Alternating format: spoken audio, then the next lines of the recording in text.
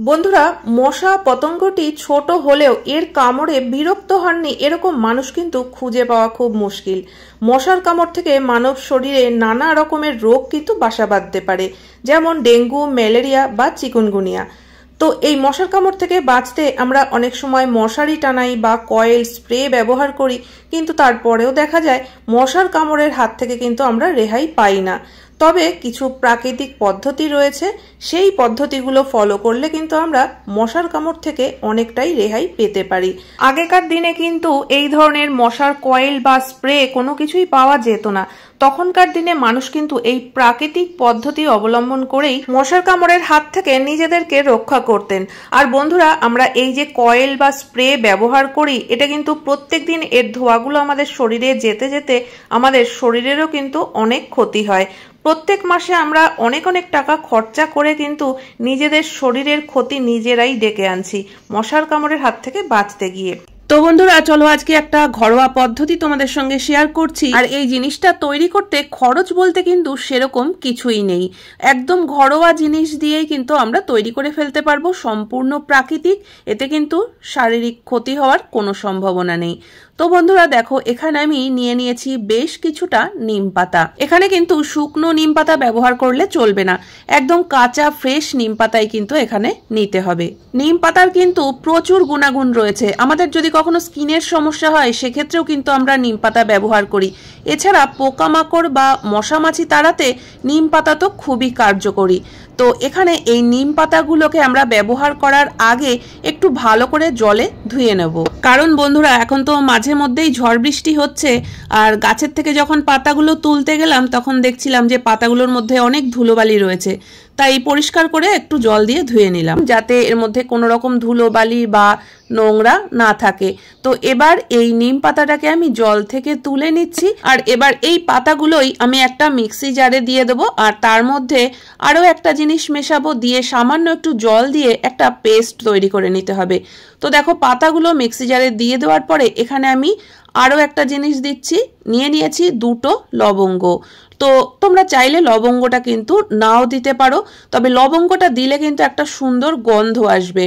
যদি আমরা লবঙ্গটা না দেই তাহলে নিম পাতার পুরোটাই একটা তেতো তেতো গন্ধ বেরোবে। তো সেই কারণে আমি দুটো লবঙ্গ দিলাম একটা সুন্দর গন্ধ আসার জন্য। এখানে দেখো ভালোভাবে পেস্ট করা হয়ে গেছে। আর এবার আমরা কিন্তু সরাসরি এই জিনিসটা ব্যবহার করতে পারবো না, কারণ এর মধ্যে নিম পাতাগুলো রয়েছে। তো সেই কারণে আমি ছাঁকনিতে ভালো করে ছেঁকে নিচ্ছি, যাতে নিম পাতাগুলো এই বাটির মধ্যে আর না আসে। তো একদম ফ্রেশ নিম পাতার রসটাই কিন্তু আমরা এখানে পেয়েছি। এইভাবে যদি মশা মারার লিকুইড ঘরেই আমরা তৈরি করে নিতে পারি, তাহলে কিন্তু এত টাকা প্রত্যেক মাসে খরচা করতে হবে না, বা আমাদের শারীরিক কোনো ক্ষতি হওয়ারও কোনো সম্ভাবনা নেই। তবে বন্ধুরা, আমাদের কাজ কিন্তু এখানেই শেষ নয়। নিম পাতার এই জলটাকে কিন্তু এবার গ্যাসে বসিয়ে ভালোভাবে ফুটিয়ে নিতে হবে। আমরা ততক্ষণ পর্যন্ত ফোটাবো যতক্ষণ পর্যন্ত জলটা না ফুটে অর্ধেক হয়ে যাচ্ছে, মানে জিনিসটা কিন্তু বেশ কিছুটা কমে আসবে ফুটতে ফুটতে। আর এইভাবে যখন ফুটতে থাকবে তখন কিন্তু তোমরা নিজেরাই বুঝতে পারবে যে নিম পাতার একটা তেতো গন্ধর সঙ্গে লবঙ্গর গন্ধটা মিলেমিশে কিন্তু খুব সুন্দর একটা গন্ধ তৈরি হয়েছে। আর দেখো, এখানে জল ফুটতে ফুটতে কিন্তু অর্ধেক হয়ে গেছে, গ্যাসটা আমি বন্ধ করে দিলাম।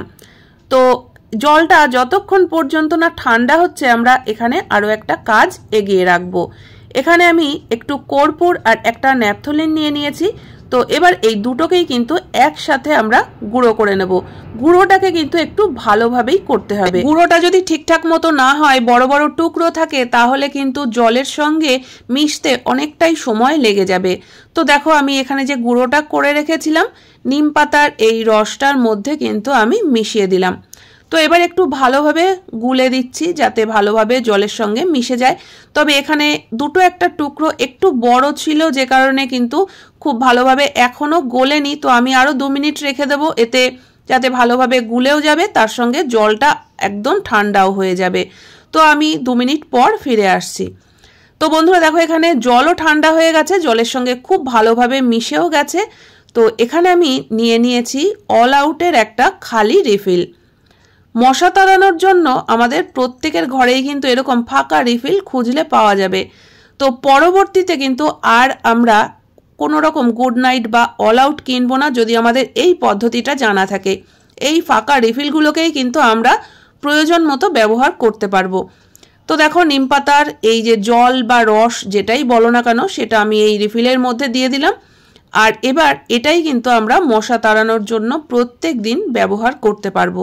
সম্পূর্ণ প্রাকৃতিক জিনিস, কোনো রকম শরীরের ক্ষতি হওয়ার মতো কোনো জিনিস এর মধ্যে নেই। তাই ঘরে বাচ্চা কিংবা বয়স্ক যেই থাকুক না কেন তোমরা কিন্তু নিশ্চিন্তভাবে এটা ব্যবহার করতে পারবে।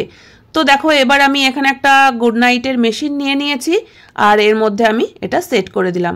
প্রত্যেকদিন সন্ধেবেলা যখনই মশার উপদ্রব বেড়ে যায় আমরা তো অল আউট বা গুড নাইট ব্যবহার করেই থাকি। তো এবার থেকে কিন্তু তোমরা এটা ব্যবহার করতে পারবে। তো যদি মশার উপদ্রব খুব বেশি হয় অ্যাক্টিভ মোড করে দেবে, এতে কিন্তু দারুণ রেজাল্ট পাওয়া যাবে কোনো রকম কোনো সমস্যা ছাড়াই। তো আশা করি বন্ধুরা আজকের ভিডিওটা তোমাদের ভালো লেগেছে।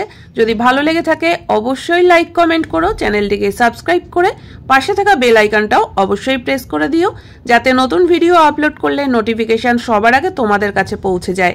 তাহলে আজকের মতো ভিডিও এখানেই শেষ করছি।